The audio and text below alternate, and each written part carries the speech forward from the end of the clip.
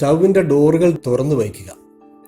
ആദ്യം മുകളിൽ ഈ പാത്രം വയ്ക്കുന്ന ഭാഗത്തു കൂടി കുറച്ച് ചുള്ളിക്കമ്പോ ചകിരിയോ പെട്ടെന്ന് തീ പിടിക്കുന്ന എന്തെങ്കിലും വസ്തു ഇതിൻ്റെ ഉള്ളിലെ ഗ്രില്ലിന് മുകളിലേക്ക് ഇട്ടുകൊടുക്കുക. തുടർന്ന് ഒരു ചെറിയ തുണിക്കഷ്ണത്തിൽ അല്പം വിളക്കെണ്ണയോ നല്ലെണ്ണയോ മണ്ണെണ്ണയോ ഒഴിച്ച് തീ പിടിപ്പിച്ച് ഇതിനുള്ളിലേക്ക് ഇടുക. ഇത്തരം മെഴുകുതിരികൾ ലഭ്യമാണെങ്കിൽ ഇതിൻ്റെ ഒരു പീസ് മുറിച്ച് കത്തിച്ചിട്ടാലും മതി. കർപ്പൂരവും ഉപയോഗിക്കാം. അതുമല്ലെങ്കിൽ അല്പം ഓലച്ചൂട്ട് കത്തിച്ച് ഏറ്റവും അടിയിലെ പൈപ്പിൽ കൂടി ഗ്രില്ലിനടിയിലേക്ക് വെച്ച് കൊടുക്കുക. ആദ്യം മുകളിൽ കൂടി ഇട്ടുകൊടുത്ത വസ്തുവിൽ തീ പിടിച്ച ശേഷം ഈ ചെരിഞ്ഞിരിക്കുന്ന പൈപ്പിൽ കൂടി വിറക് കഷ്ണങ്ങൾ വെച്ചു കൊടുക്കുക. ഗ്രില്ലിന് മുകളിലാണ് തീ കത്തേണ്ടത്.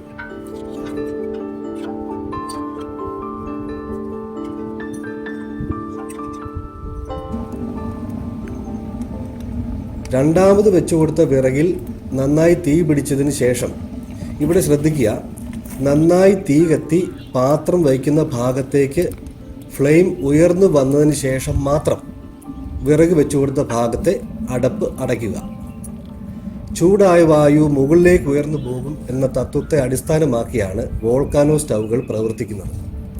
അതുകൊണ്ട് ആ ഗ്രില്ലിന് മുകളിൽ അല്പം ഹീറ്റ് ഫോം ചെയ്യുവാനുള്ള സമയം നൽകുക. എന്നിട്ട് വേണം ഡോർ അടയ്ക്കാൻ. തുടർന്ന് ആവശ്യത്തിനനുസരിച്ച് വിറക് റീഫിൽ ചെയ്തു കൊടുക്കുക.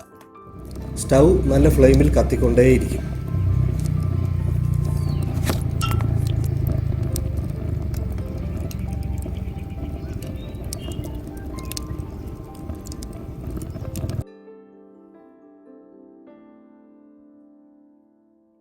ഇനി ഇതിൻ്റെ ഫ്ലെയിം കൺട്രോൾ ചെയ്യണമെങ്കിൽ അടിയിലുള്ള അടപ്പ് അല്പം മാത്രം തുറന്നു വയ്ക്കുക.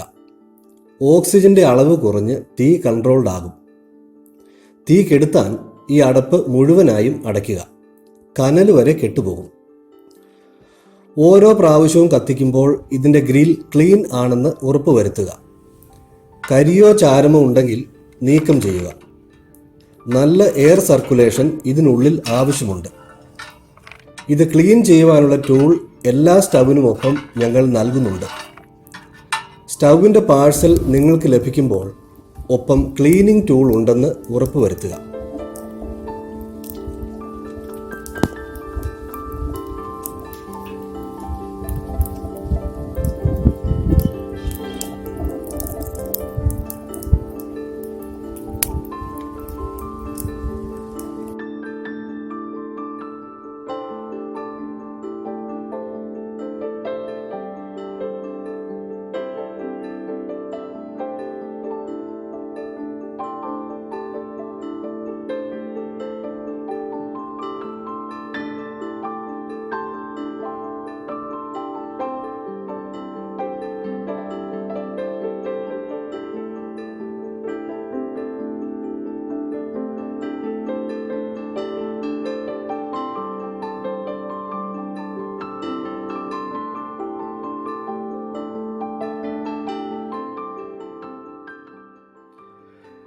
എല്ലാത്തരം വിറകുകളും ഇതിൽ ഉപയോഗിക്കാം.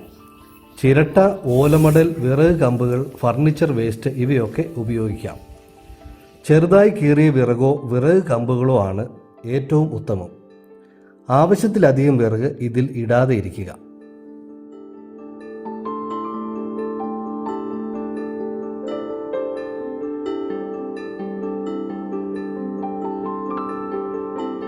ഉപയോഗിച്ച വോൾക്കാനോ സ്റ്റൗ പിന്നീട് ദീർഘകാലത്തേക്ക് വെറുതെ വെച്ചിരുന്നാൽ ഉള്ളിൽ തുരുമ്പ് പിടിക്കാതിരിക്കുവാൻ നന്നായി ക്ലീൻ ചെയ്തതിന് ശേഷം ഗ്രീസോ കരിയോയിലോ മറ്റോ പുരട്ടി സൂക്ഷിക്കുക.